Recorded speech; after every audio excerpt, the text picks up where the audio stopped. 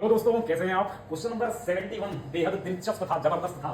मैंने पूछा है सीयू स्ट्रेचिंग फ्रीक्वेंसी के बारे में, और यहाँ पर जो चेंज है ना, बदलाव जो है वो कोऑर्डिनेशन नंबर का है, मतलब 4, 6 ऑक्टाहेड्रल, टेट्राहेड्रल और लीनियर। तो फिर ऐसे में आप कैसे प्रिडिक्ट करेंगे कि कहां पर सीओ स्ट्रेचिंग फ्रीक्वेंसी सबसे ज्यादा होगी। तो इसको समझने के लिए सबसे पहले आपको सीओ का हेमोडायग्राम समझना होगा। मतलब सीओ जो कि डोनर की तरह यहां काम कर रहा है, डोनेट कर रहा है अपने इलेक्ट्रॉन पेयर। ये जो इलेक्ट्रॉन पेयर ये डोनेट कर रहा है, दरअसल इनकी नेचर को आप जैसे ही आप इसका हेमोडायग्राम बनाएंगे ना, तो आपको समझ में आएगा कि ये जो इलेक्ट्रॉन पेयर है ना, ये दरअसल प्रीडोमिनेंटली नॉन बॉन्डिंग है। Non bonding, predominantly non bonding है, स्लाइट एंटी बॉन्डिंग करेक्टर है, स्लाइट एंटी बॉन्डिंग।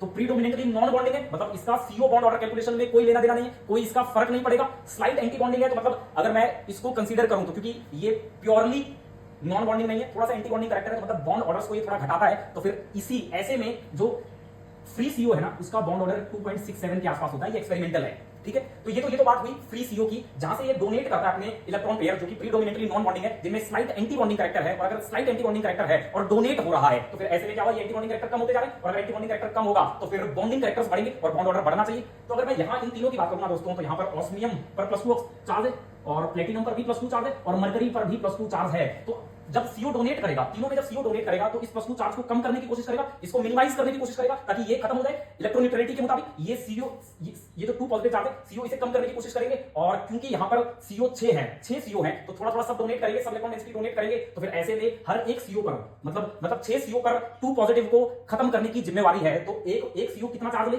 सर, 1/3 ले ले, इतना ले ले। तो मतलब एक सीओ पर +1/3 चार्ज होगा ऑस्मियम वाले में। इसमें अगर बात करें तो इसमें 4 है, तो 4 है तो 2 पॉजिटिव बाई 4, तो ये कितना रहेगा, इस पर हाफ चार्ज आ जाएगा इस सीओ पर। और अगर इसकी चर्चा करें तो इस पे क्या होगा, 2 ही सीओ है, और 2 ही सीओ है, तो इस एक सीओ पर दारोमदार है कि इस पर पूरा पॉजिटिव चार्ज ये अपने ऊपर रखे, और दूसरा सीओ भी अपने ऊपर पूरा पॉजिटिव चार्ज रखे, तभी इस मरकरी के 2 पॉजिटिव चार्ज को न्यूट्रलाइज कर पाएगा। तो फिर ऐसे में मरकरी वाले पर पूरा पॉजिटिव चार्ज होगा। और ऐसे में अगर आप तीनों को देखें तो यहां पर पूरी तरह से वो नॉन बॉन्डिंग इलेक्ट्रॉन पेयर बाहर जा चुका है, और स्लाइटली एंटी बॉन्डिंग जो करेक्टर है वो पूरी तरह से खत्म हो चुका है। तो फिर इसमें बॉन्ड ऑर्डर 3 से ज्यादा हो जाएंगे, इसमें बॉन्ड ऑर्डर 3 से ज्यादा, इसमें उससे स्लाइटली कम, और इसमें सबसे कम। मतलब यहां पर सीओ पर पॉजिटिव चार्ज बेहद कम है, और अगर इस पर पॉजिटिव चार्ज बेहद कम है, इसमें बहुत थोड़ा सा उस स्लाइटली एंटी बॉन्डिंग करेक्टर को छोड़ा है, थोड़ा सा छोड़ा है। तो मतलब अभी इसमें बहुत ज्यादा एंटी बॉन्डिंग करेक्टर बरकरार है, रिलेटिवली इसमें बहुत ज्यादा बरकरार है। और अगर इसमें रिलेटिवली बरकरार है, ऑस्मियम वाले रिलेटिवली बरकरार है, तो फिर ये वाला सीओ बॉन्ड बेहद वीक होगा, और इसीलिए इसकी स्ट्रेचिंग फ्रीक्वेंसी सबसे कम होती है, क्योंकि वीक है। और क्योंकि यहां पर इसमें पूरी तरह से पॉजिटिव चार्ज आ गया है, सीओ पर बहुत ज्यादा डेफिशिएंट बन चुका है। वो जो लोन पेयर था उसमें एक इलेक्ट्रॉन जा चुका है, बाहर ही निकल गया, मतलब एंटी बॉन्डिंग करेक्टर एक तो पूरी तरह से निकल ही गया बाहर, एंटी बॉन्डिंग वाला इलेक्ट्रॉन पूरी तरह से बाहर निकल गया। तो फिर ऐसे में ये वाले बहुत ज्यादा स्टेबल होंगे, भयंकर स्ट्रांग होंगे ये सीओ बॉन्ड, और इसकी स्ट्रेचिंग फ्रीक्वेंसी हाईएस्ट होगी, और बीच में कहीं ये लाई करेगा, तो इसका सी वाला ऑप्शन होगा।